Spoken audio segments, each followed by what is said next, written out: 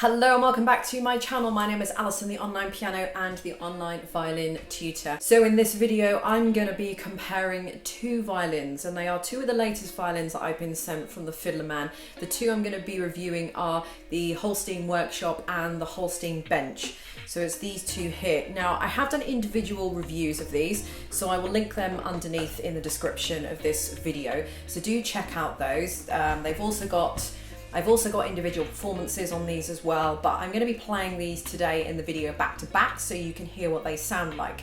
But I wanted to do a comparison between these two because I wanted to show you, and I wanted to talk to you about the differences, because I know I'm going to get a lot of questions on these. So this one is the Workshop, the Holstein Workshop, and this one is the Holstein Bench. These do come in different variations. Again, I talk about that on the individual videos. So the Workshop comes in at $2,100 and the Bench Plowden comes in at $4,600, which is a lot of money. So it's more than double the price, and I want to see if it's worth more than double. So I'm going to be playing these back to back in the video so you can hear what the differences are. But I guess starting with looks wise, they're quite similar. They've got a kind of antique look to them. I would say that this one, the Bench, is a little bit lighter in tone. Both of them, or one of them, sorry, this one, the Workshop has a two-piece back, if you can see there, and the Bench has a one-piece back. Again, I've spoken about this before. It doesn't really make a difference whether you've got a one or a two-piece back, but something I always like to mention. The varnish is probably a big thing I want to mention on this. So this one, which is the Workshop, has a much higher varnish than this one. They're all hand varnish, but this one is using an antique Italian oil to hand varnish, so it's got a much more less visible look about it, so it doesn't look like there's a lot of varnish on here, very similar to my violin, whereas this one does have the look of more varnish. But you know, some people like that, some people don't. It doesn't change the playability, doesn't change the tone, it doesn't change anything about it at all. It's just purely down to aesthetics. As I said in my other comparison video where I was comparing the Workshop to the traditional, I just said the varnish was pretty much like buying a car in a silver or a red colour. It doesn't really matter. It's not going to change the speed or the performance of the car.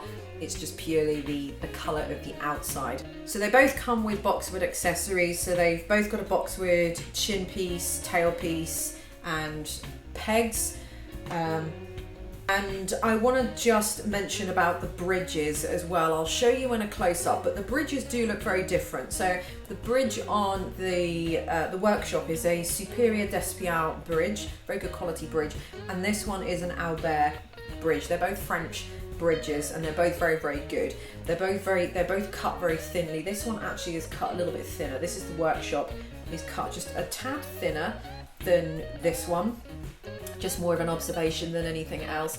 The Bench has slightly more of a hump between the more of a hump between the G string and the A string, with the kind of peak of the hump being on the D string, which is kind of unusual. I've never really seen that before in a bridge. Again, it doesn't really matter. It's obviously where they've just changed the action of the string. The action of the string is just the height of the string above the fingerboard. But I wonder if it's got mostly to do with the fact that this is a replica of a violin, which actually all of them are, and they've even replicated everything right down to the bridge. So this may have been exactly the way the bridge was. That in turn is going to have an effect when you're playing, obviously, because then the flatter the bridge or the less well angled the bridge, the more you're going to be hitting the other strings. So the bridge is very well angled on this, despite it sort of being a little bit more unusual looking, to me anyway. So what I'm going to do now is play these back to back, side by side, and what I've done is two professional recordings with my Audio Technica condenser mic and my studio software, and I've done one recording using my Zoom recorder, which is in front of me, to pick up the ambience of the room, and I'll play these side by side so you can hear them. I appreciate that it is a YouTube video, so the sound does get compressed somewhat. There isn't really anything I can do about that, but hopefully with the two, the studio recording and the ambient recording, that should give you enough of an idea so that you can pick up the tone and the sound differences between the two.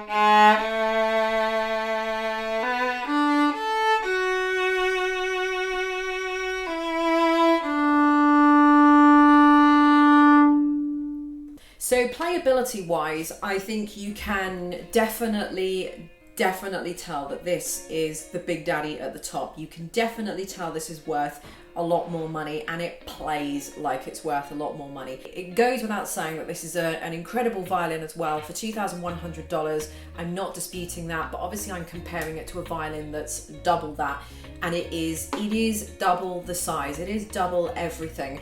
So playability wise, it's amazing. This is worth, you know, a $5,000 violin, let's call it.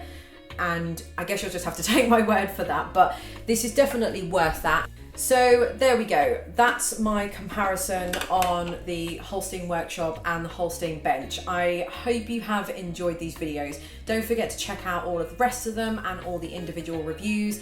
And I'll be playing these back to back, so many videos that I've done. They'll all be linked underneath all of the videos for you to check out. Thank you for watching, and I'll see you in my next one. Bye.